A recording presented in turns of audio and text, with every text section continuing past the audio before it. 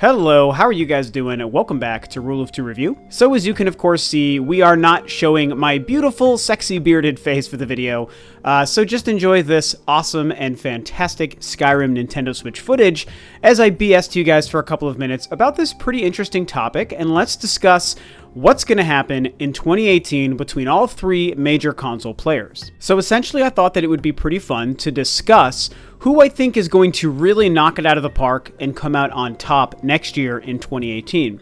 Now, in some ways, it's a potentially really easy thing to discuss, and obviously it's a lot of fun, because we're talking about what great things we might be able to expect for the PlayStation 4, the Xbox One, / the Xbox One X, and of course the Nintendo Switch, but in a lot of ways it's also difficult because, of course, there are probably so many games that will end up releasing in 2018 that we still don't know about. We do have a pretty awesome lineup of exclusive PlayStation 4 content already, and we know of a few for the Nintendo Switch that are really exciting, and of course we're expecting quite a bit more because Nintendo does give us Nintendo Directs consistently throughout the year. There are rumors of one in the first month in January.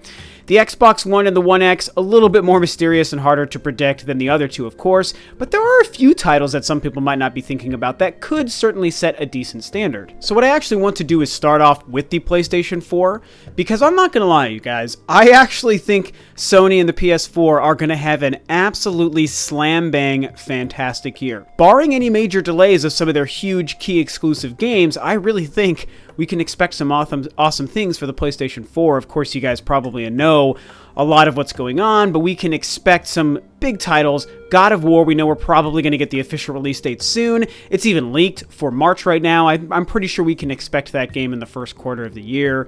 Spider-Man is going to be huge. Detroit Become Human is going to be huge. Ghost of Tsushima is going to become huge. Ni no Kuni 2 is slated for 2018 as well for the PS4, and a variety of other things. I mean, really, you guys, we can expect the PS4 to have a fantastic year. In fact, it's looking so good they might even have the absolute best year, even over the Nintendo Switch, and we know Nintendo's been killing it. They had an amazing, if not the best ever launch year for a console, but at some point that may change, and this is where maybe Sony ends up kind of gaining ground. Now, it's also tricky when you talk about the PlayStation 4 because you inadvertently have to talk about the Xbox One and vice versa. What's really unique, and I guess I shouldn't say unique, but what's really tricky, I'll go back to tricky, when it comes to those two consoles is in a lot of ways, we end up talking about a huge amount of games that are going to end up releasing on both consoles. So it becomes a little bit more difficult to really pick and choose who has the better lineup, what's going to do, what's going to perform better, what's going to look better, what's going to sell better, all these different things. But inevitably that has to happen, and we know that we're going to get some big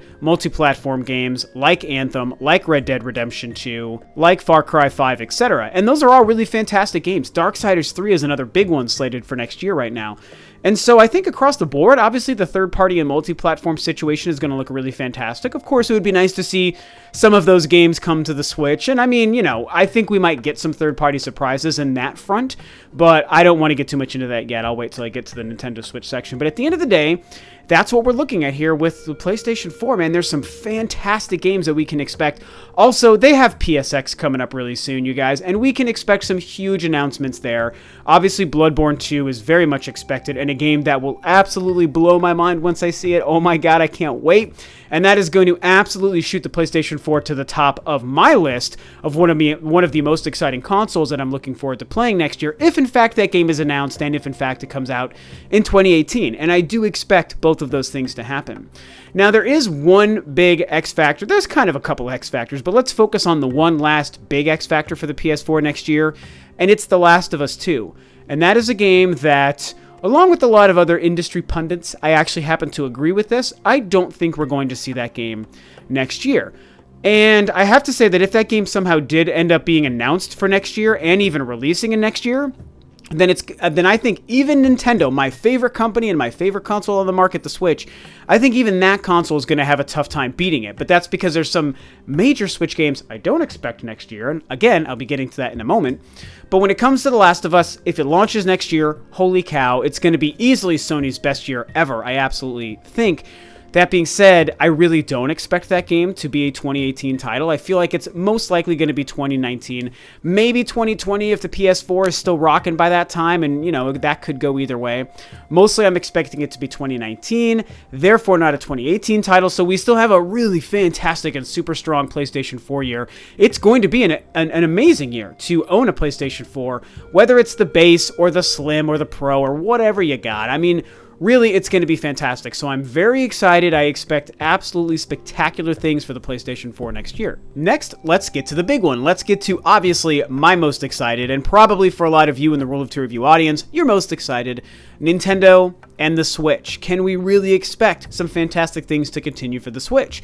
And if you've been following me for a while and heard a lot of my 2018 prediction videos over the last couple of months about the Switch, you know that I think, yes, we can expect more fantastic success and amazing surprises and announcements in games and a very strong library to continue for the Switch. I can't yet say that it could necessarily be as strong as Sony's PS4 lineup right now. I think based on what we really, truly, quote, know about 2018, that straight up, the PlayStation 4 has the best and most exciting acknowledged and confirmed lineup for 2018. But that's the big thing, is it's the confirmed factor. We know we can expect surprises from Nintendo, and from all companies, to be fair. I mean, a lot of things are going to happen. That's even what E3 does, so a lot of things could happen across the board, but if we look at just what we already know, I think PS4 currently has it, but again, Switch is going to have a strong year. I think some first-party games are going to be coming out in force. I do expect third-party success and quality titles to continue next year. When it comes to first party, there's the three big obvious ones that we actually know about, you guys. It's Kirby, it's Yoshi, and it's Fire Emblem. And those are great. I think Kirby and Yoshi are going to be very good titles. I think they're going to sell pretty well. Fire Emblem is the only big heavy hitter of those, and while I've said many times I don't yet see Fire Emblem as a system seller for a Nintendo Switch, I do personally feel that it is going to be a massive seller to the already existing Nintendo Switch audience, which, depending on when that game launches, could be anywhere from 10 to 15, 16, 17 million if it was like a November title and the Switch sells another 10 million units in the next year, which is very possible. I mean, so if that's the size of the install base at the time Fire Emblem launches, yeah, it's going to be huge. It's going to sell to pretty much almost everyone. Now, as far as I can tell, barring a couple of smaller indie titles, and you guys know I don't follow the indie scene closely myself, so unfortunately I can't touch on that part here, but with the exception of Wolfenstein, I don't think we know of any other major game currently right now that is confirmed to be coming to the console next year. And maybe I'm brain farting something and you guys can yell at me in the comments below. But right now, as far as major titles, first and third party, the only thing we truly know about going into the year, I think, really is Kirby, Yoshi, Fire Emblem, and a port of Wolfenstein, which my personal guess and theory right now is that that's going to be around a February title. I also expect that to be Q1 for the Switch, maybe Q2. Ultimately, I don't think it's going to be anywhere past Q2. I think they need to get that game out sooner than later, so I'm hoping for February and like May at the latest for Wolfenstein. So that's 4 big games. Wolfenstein counts as a big game. It's a huge third-party game. It obviously hasn't been selling well in its current state, but the Switch audience really can make a difference here, and if it's a quality port, the Nintendo gamer is going to run out like crazy to purchase that game, and I think it's going to end up doing really well, and also it's supposed to be very, very good. So those are the titles we know about, but we do know, as I've already alluded to, that Nintendo loves to surprise us. We're going to be getting Nintendo Directs. I think, man, I hope they kill it again at E3 like I think they did last year. And as far as Nintendo franchises that we might still see come next year, you've heard me talk about it a few times. A new Super Mario Brothers or a Captain Toad. 2 big ones that have a good possibility. Pikmin 4 could be huge, and even more than that. And I really feel like this is a solid possibility, you guys. Animal Crossing. I think Animal Crossing will be that huge marquee first-party Nintendo franchise that becomes the game that's both announced in 2018 and then also releases in 2018. Maybe they reveal it in January or February in their first Direct of the year and it comes out November at the end of the year. Maybe they reveal it as a surprise at E3. I think that might be the best place to actually show it off as a surprise, but regardless, either way, that's just, I've said it many times, it's my sneaky pick to be the huge, big marquee title. Also, Smash Brothers. I think it will finally be the year of Smash Brothers. I think, you know, something else I've been saying for a while, the more time has gone on, the more and more I believe in the Smash Deluxe Wii U port or remaster, and I feel like 2018 could be that time as well. So right there, we'd have, again, first party only, we're talking Kirby, Yoshi, Fire Emblem, Animal Crossing, very possibly Pikmin. Okay, not very possibly. I'll call Pikmin a 50-50 shot. And then also Smash Brothers. And that's a really solid first-party lineup. And then you get into the third parties that I expect to see. I've been saying it for a while. I'm going to say it now. There's been more and more rumors the last couple of weeks picking up on this as well. But I've been saying this for a long time. I think Grand Theft Auto is coming. Absolutely, GTA is going to be making a splash on the Switch next year. Sure, it's probably going to be 5, but it's going to be great. It's going to sell well. Rockstar obviously is enjoying the Switch. They released LA Noire. From what I understand, it did pretty darn well for itself. So we can expect, hopefully, more games like that. Oh, also the other thing I've been saying, Call of Duty. I think we will see Call of Duty on the Switch.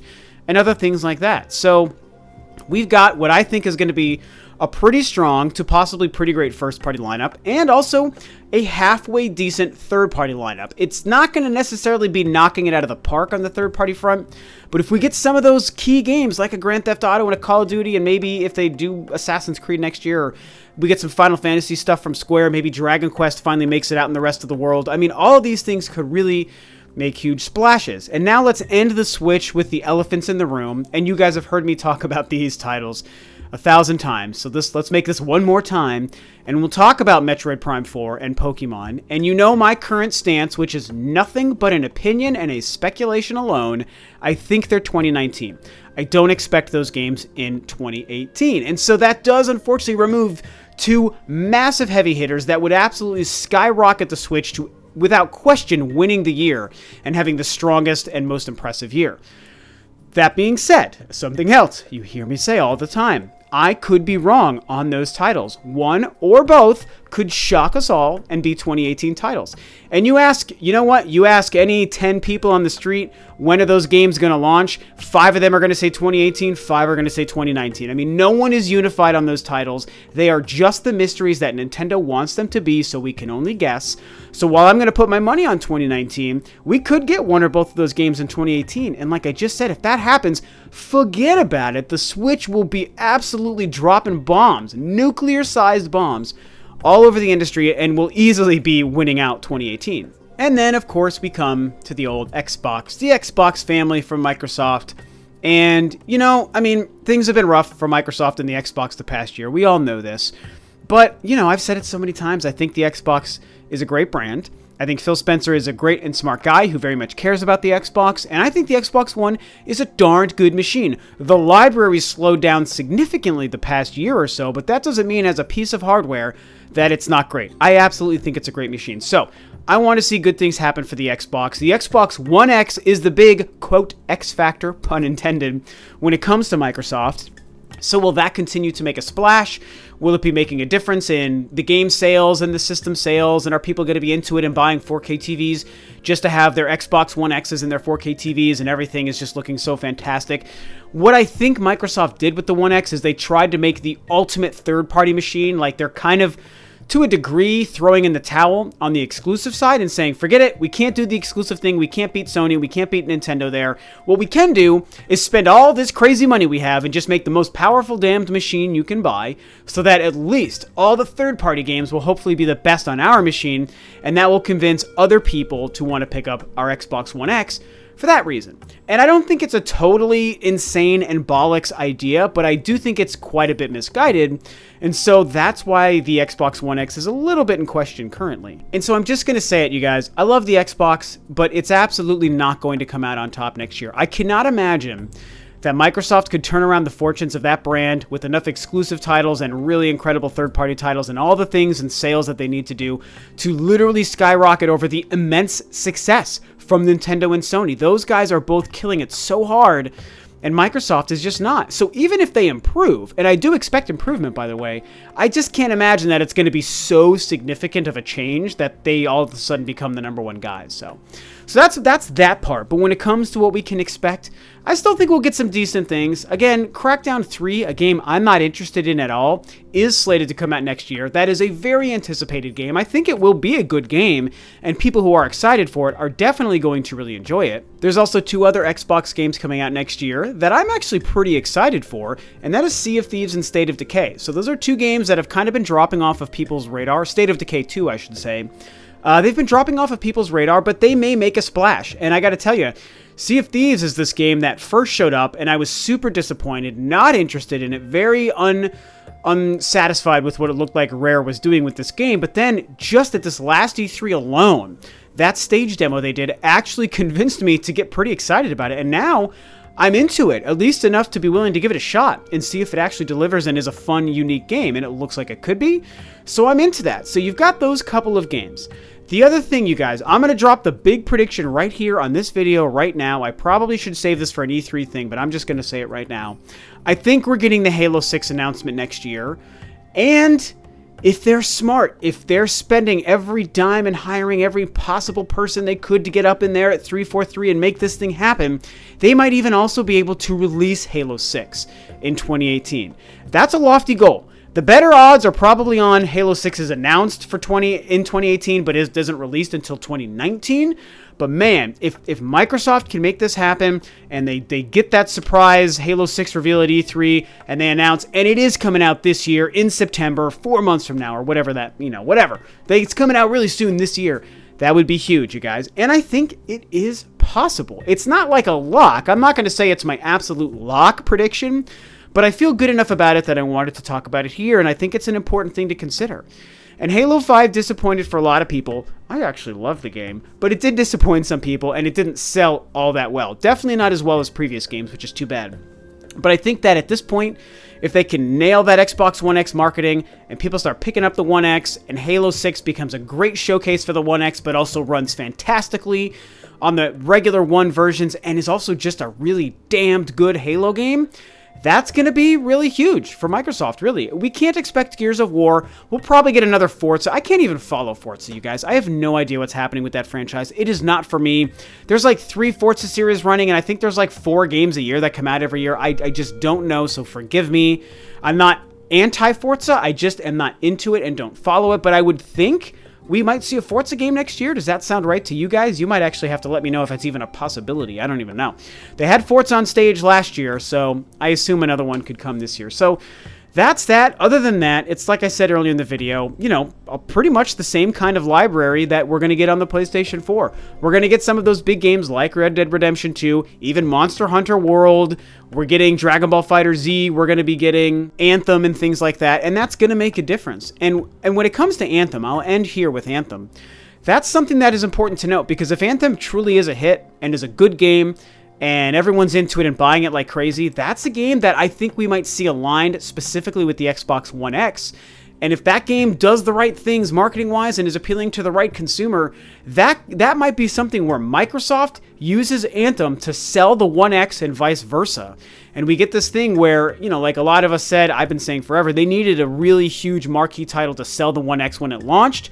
They weren't able to do that, but maybe in 2018, they use Anthem to sell the One X and vice versa, like I said. And that could be huge and really smart for Microsoft, because that game looks incredible, and if it really ultimately takes advantage of everything the One X does, I think we might see some smart marketing there. And, Microsoft could get some great console sales and some great sales of the Xbox One version of Anthem out of it, and then everyone, feels pretty good about that. So yeah, there you go. That's kind of my discussion about what we might expect from the 3 console manufacturers and who might, quote, come out on top. Hard to come down on an actual definitive answer, but it's pretty clear based on what I discussed what my personal theory is, and it's either going to be Sony or Nintendo. If things don't change much on the Nintendo front, I think Sony is going to walk away with the better year overall.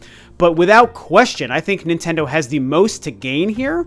And I think that at the end of the day, they probably are going to surprise us with so many amazing things, because I just think they're just doing such a good job with that stuff right now. If they don't slack in 2018, then I think they will end up ultimately taking that crown. But if Bloodborne 2 and Last of Us 2 somehow get added to the 2018 PlayStation 4 lineup, it's just going to become that much closer. So are we going to see Metroid Prime 4? Are we going to see Pokemon? Are we going to see Last of Us? Are we going to see Halo 6? Who knows? These are the mysteries that makes it a lot of fun and really exciting to talk about the future and all these console manufacturers. I'm a lover of all 3 of them. You guys know that. So I'm just excited for great stuff in 2018, regardless of who, quote unquote, wins or comes out on top or whatever. So that's it for me today, guys. Please discuss below who you think is going to walk out on top. What do you think of all 3 consoles going into 2018? And that'll be it. So thanks as always for tuning in. This is Rob of Rule of 2 Review, and I will catch you next time on another video.